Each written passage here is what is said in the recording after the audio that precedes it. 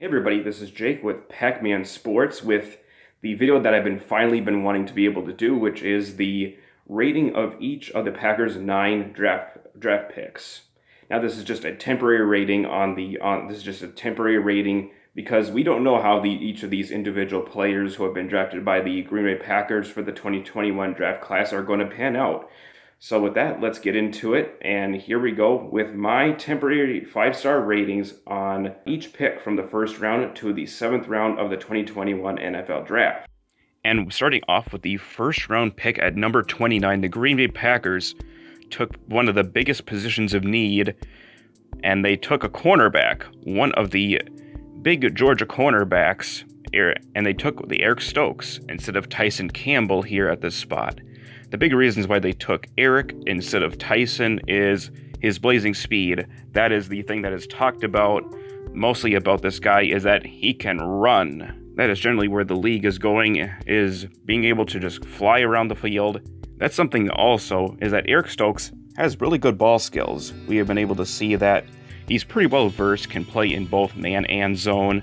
He is also a pretty good solid run defender. His tackling is pretty good, but could use a little bit of work, as that's how it is with young DBs in general.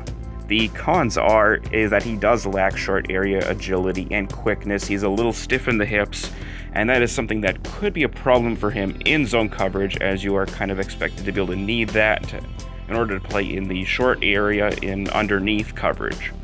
He can get a little bit grabby at the top of his routes. That is something that can always be fixed up, as in the college game, that's how it often is, where some corners will grab a little bit, but because the rules are a little bit more lenient at the NCAA game, and he could afford to add some strength in order to be able to play press man coverage, which is something that could be a very good asset to Eric, is being able to use his long arms and be able to press a guy at the line of scrimmage, to be able to use in that regard whenever the Packers are going to be playing press man. My temporary rating for Eric Stokes, I would have to give this one a 4 stars because I really, really love the upside. I love the player.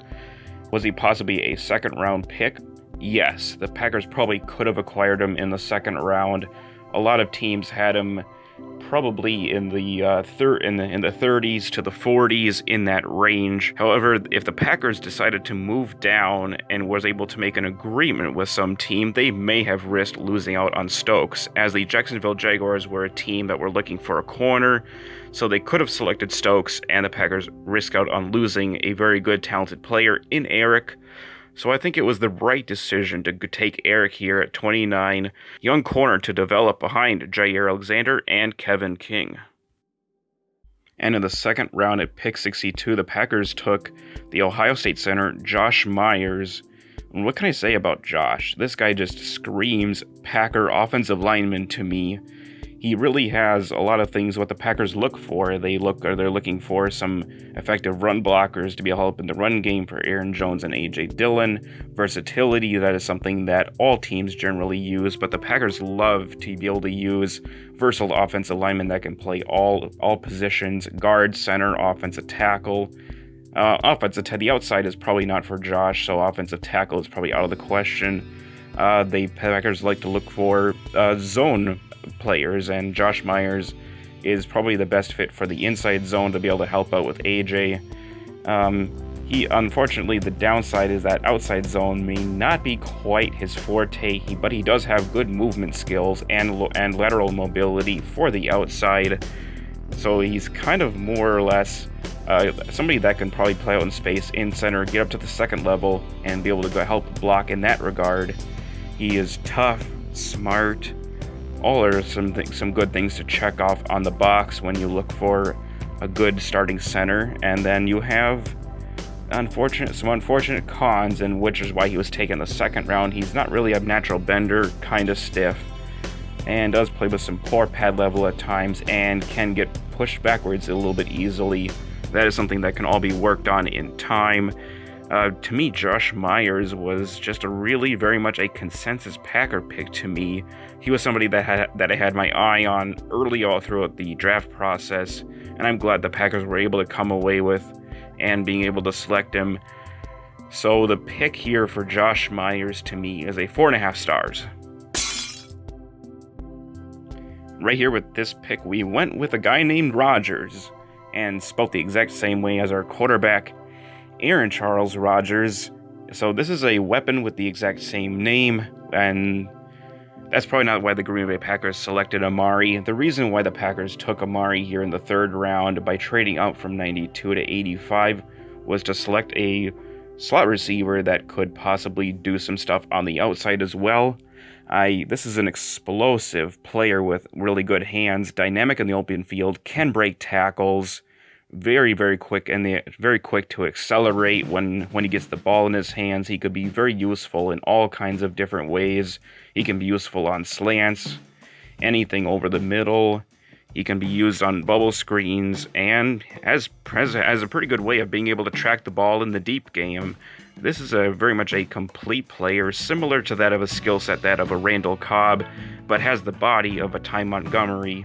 So he could be used in all kinds of different ways. You can use him for what they did with Tyler Ervin. You can use him on jet sweeps, and maybe be able to use him in the backfield a little bit.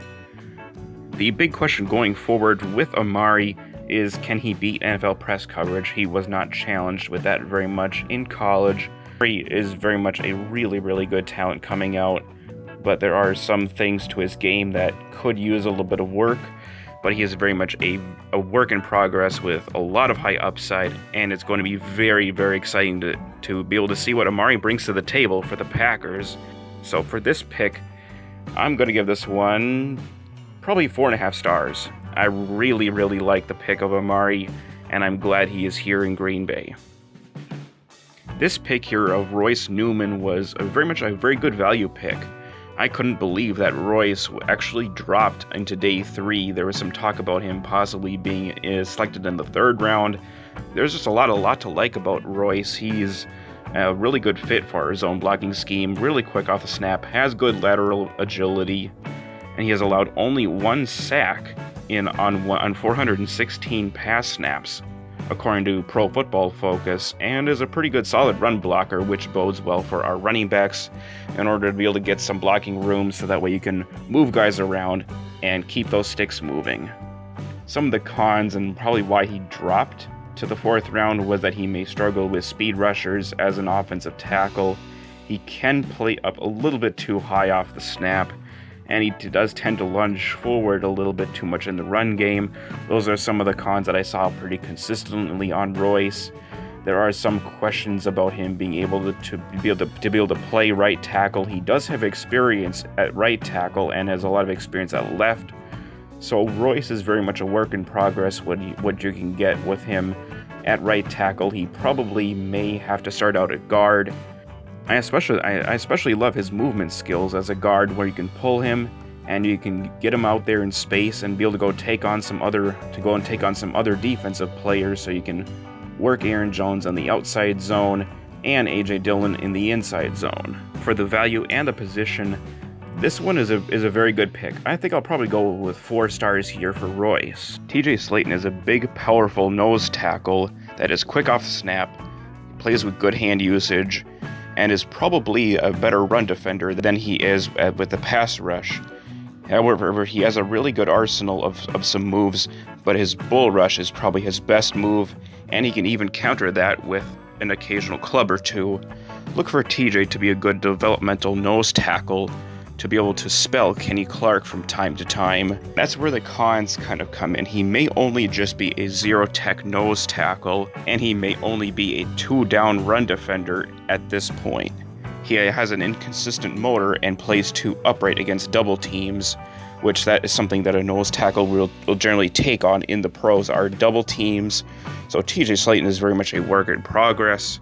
And for this current rating, I would have to give for TJ is probably a 4-star rating. I really love the value that the Packers were able to get in the 5th round at pick 173 for TJ. So it's a very good pick yet again by the Packers. And with the last pick in the 5th round at 178, the Packers took another corner, Shemar Jean-Charles, a small school stud out of Appalachian State. Pros for Shemar are pretty much simple, and he's going to fit really well with the Packers, what they can do at the cornerback position. He can play really well in zone, has quick feet, and unlike Eric Stokes, he has good short area quickness. Will be able to help that will be able to help immensely in zone coverage. He allowed just 30.4 completion rate in 2020 in college this past season, and has nice ball skills. The cons to him is that he can get a little bit grabby, and then he has quite frankly a little bit below average right now in run support at this time. With some coaching and time, he could be a very good run defender. He also lacks the desired size for an outside corner, so we could actually see him probably play more in the nickel, but that should not stop Shemar from being able to play on the outside, just because he may lack the ideal size for the pros. So for this pick, I gotta give this one a 3.5 stars. In fact, I think that there might have been better talent available at corner in the 5th round. I did not really have Shemar really being drafted in the 5th round, so I think that I would have to say roughly this probably was a reach, but I think that with Shemar's skill set, he could be a very good pro. So I think 3.5 stars is probably appropriate for right now. And with the first of 2 picks in the 6th round at 214, the Packers took a local guy from Green Bay, Wisconsin, and he went to UW-Madison, took Cole Van Lanen, the left tackle from Wisconsin.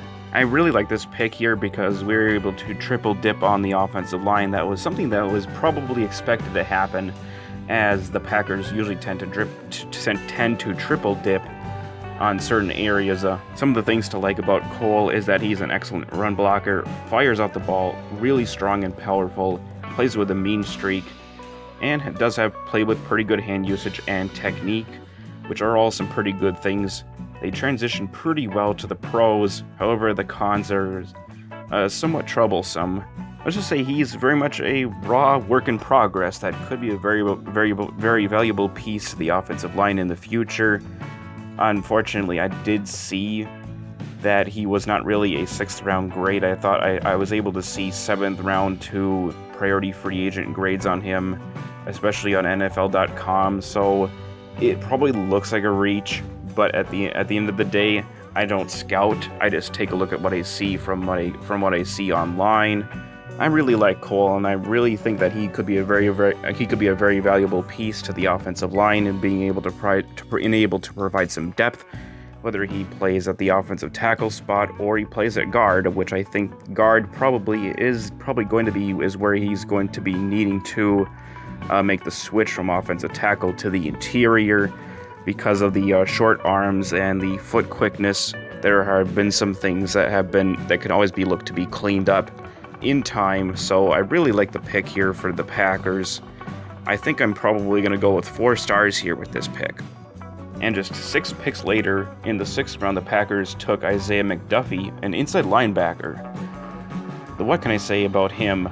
McDuffie is very much one of those players that are really very much like a special teams developmental inside linebacker with a lot of upside. Some of the things that I've saw consistently on scouting reports and what I've been able to see on tape was his fast blazing sideline to sideline speed. He is very much a high effort energy player. That is something that Matt LaFleur has spoken to in the press conferences before, is looking for that type of player. And that's something that the Packers probably saw that they just couldn't pass up on, even though this is a very much a late round pick where he's somebody that's going to be in the mix to be able to work in there for depth at inside linebacker with the players that we have now, Ty Summers, Mal Martin, and Oren Burks. It's going to be a battle in camp for whoever is going to be able to take some of those spots. Another good bright note is that he finished with 107 total tackles, which was seventh most amongst qualifying college linebackers last season. The downsides to him is that he's a bit undersized, doesn't quite have the ideal size. At the very least, with Isaiah, you'll get a very good, experienced special teams player and depth inside linebacker. So for this pick, I really like Isaiah a lot. I really, really like him despite being undersized. I think it's very well worth the risk here in the 6th round at pick 220. So this pick here, I want to give 4.5 stars for this one. I really love the value here for Isaiah, and I'm glad the Packers were able to pick him here. And last but not least, in the 7th round at pick 256, the Packers came away with a big steal here in Kylin Hill, the running back out of Mississippi State. And I couldn't believe that Kylin actually dropped this far in the 7th round. It was mind-boggling that he lasted this long and nearly went undrafted. The Packers had to take him. I mean, this was one of the best players, if not the best player available, in my opinion. What I love about Kylin is that he is going to be an excellent fit for the inside zone running, and very much like another Jamal Williams and AJ Dillon type of player, north-south runner, and a willing blocker. I mean, a lot of things about Kylin from I saw just scream Jamal Williams to me, and this is very much, he has a very similar skill set, but he's somebody that really kind of lacks the agility to run outside. Unlike Aaron Jones, he's not going to make a whole lot of players miss, not very dynamic out in the open field, and has below average vision, but all of those are just come with some of the cons that you expect with late round picks. His upside is pretty high, and he could potentially be a very good committee back with 2 other really good solid backs here in Green Bay. Aaron Jones, AJ Dillon, you even have Dexter Williams and Patrick Taylor Jr. in the mix. That could be, so the addition of Kylin Hill, to me, this pick is just it's a very good pick. I just love the pick. I'm going to go 4.5 stars for this one. And now to give the entire 2021 Packers draft class a tentative rating out of 5 stars, I'm going to give this draft class a 4.5 stars. I absolutely just love this draft class. The Packers did a great job in the NFL draft, being able to fill in major needs in the NFL draft after not being able to really do much in free agency. The only thing the Packers are able to do that was a pretty big splash, which was being able to get Aaron Jones back before day 1 of free agency essentially started. How they pan out, and we will see 5 years from now how each player has been able to turn out for the Packers, whether they have been able to become starters, backups, or are they just going to become just flat out busts. We just don't know until 5 years down the line, until how things go. So that is it for my ratings for the Packers 2021 draft class. Let me know what you guys think in the comments. How would you rate each draft pick? I'll catch you guys later. Go Pack, go.